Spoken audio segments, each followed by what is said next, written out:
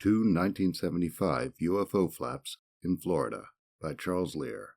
In 1975, after the Travis Walton Incident, on November 5th, because of the attention it received in the press and among the UFO community, there were two flaps in Florida that fell through the cracks and have all but been forgotten.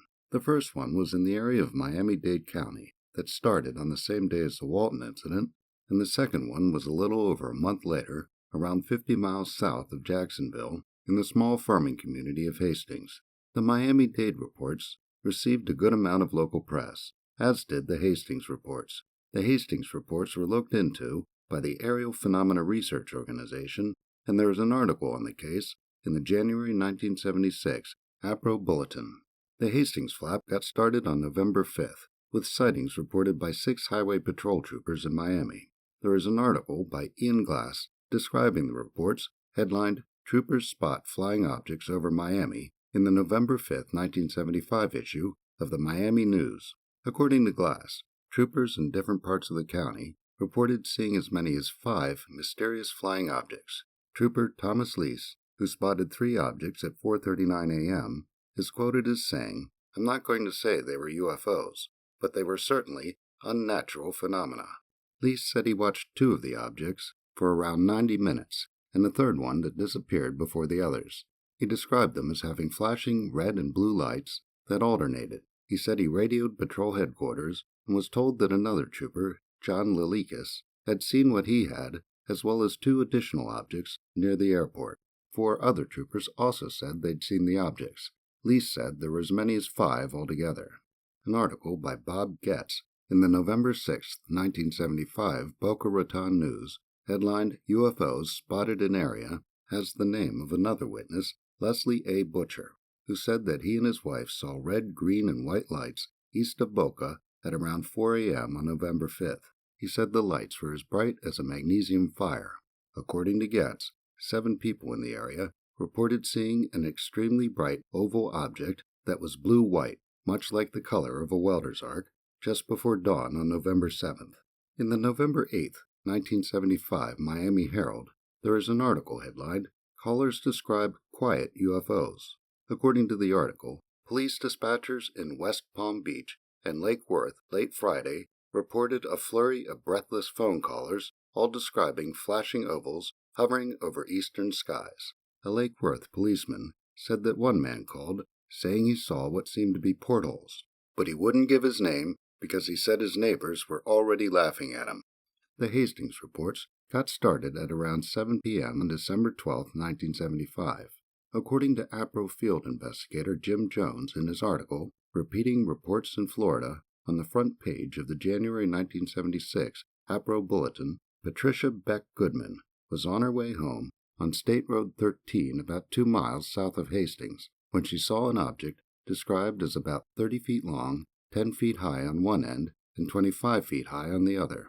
It's said to have glowed with a luminescence like a TV screen when the set has been turned off, and to have been ringed with bright red and orange lights around the edges. Goodman is said to have watched the object, which seemed to be hovering in the sky, for about 10 minutes before losing sight of it as she went around a turn. Jones reports that at 9:30 p.m. in Hastings, Richard and Betty Beck, along with their 20-something daughters, Patricia and Sandra, observed a pulsating, glowing saucer-shaped object as large as a DC-8 with bright orange-red lights around its edges. According to the report, they moved towards it as it came down behind some trees, with the idea that it might be a plane going down.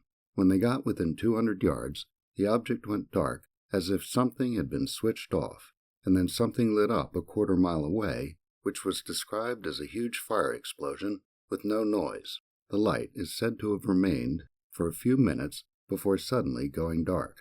The next report describes a sighting at 11 p.m. by Marcus Barnes, who was on State Road 13 southeast of Hastings, heading for his hunting camp. He is said to have seen what seemed to be the woods on fire, which turned out to be bright red-orange and amber lights coming from what looked like windows in the side of a dome-shaped object behind the trees. According to the report, when he got to the hunting camp, 10 to 12 others told him about lights they had seen throughout the night. Charlotte Shearer is described as having seen something similar at 10:45 p.m. about 15 miles southeast of Hastings. According to the report, she saw a dome-shaped object about 200 feet in the air, which she first thought was a house on fire.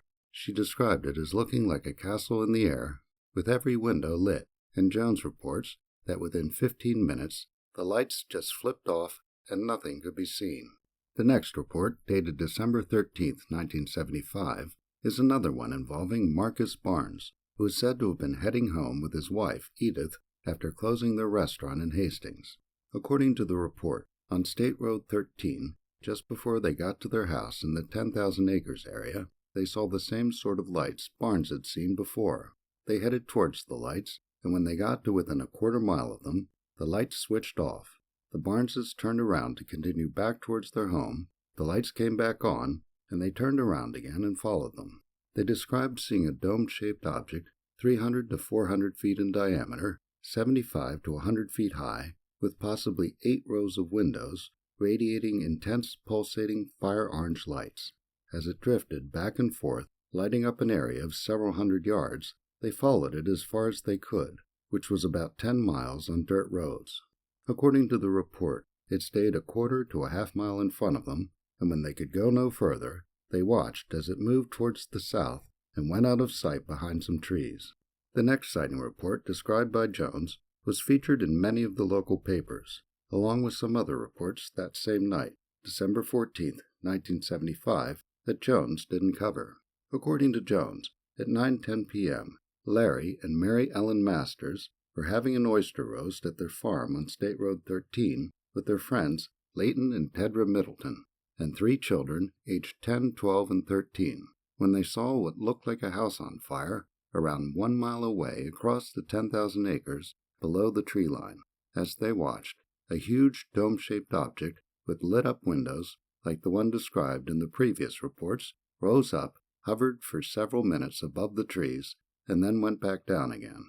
Mrs. Middleton ran inside to call the St. Johns County Sheriff's Department, and the 2 men ran to a truck and then drove towards the object. When the men got to where the object was, it rose up again until 3 rows of windows were above the trees. It then went back down again, and this time all the lights switched off. Nothing more was seen of it by any of the witnesses. The 2 men had access to a crop dusting helicopter, and within 15 minutes were in the air. They traversed the area, but saw nothing unusual. A ground air search was conducted the next day by units of the Florida Highway Patrol, St. Johns County Sheriff's Department, Flagler County and Putnam County Sheriff's Departments, with nothing out of the ordinary being seen. The last sighting described by Jones is that of Donna Scranton. According to the report, that same night at 9:15 p.m., Scranton came home to find 4 family members standing on the back porch looking up at a group of 10 to 12 fire-colored lights that she estimated were about 1,000 feet above them. They are described as having been the size of a basketball held at arm's length. The December 14th sightings were reported extensively in several local papers, including the Palatka Daily News, the Daytona Beach News, the Florida Times-Union, and the St. Augustine Record. An article in the December 16, 1975 Palatka News, headlined UFO Sighting Has Residents Buzzing by Kathy Kelly and Marvin Clegg, focuses almost entirely on the sighting at the Masters farm and contains additional details. These include Larry Masters recalling that the family hunting dogs started raising the roof before the lights were seen, and that a total of 6 children, ages 10 to 13, who saw the UFO were put into separate rooms and told to draw what they had seen. The drawings are said to have been similar. 4 drawings that are indeed similar, 3 by the children and 1 by Leighton Middleton, were published along with the article headlined, No Clues on the County Sighting in the December 17, 1975, Orange Park, Florida, Clay Today. Charles Lear is the author of The Flying Saucer Investigators, available at Amazon.com.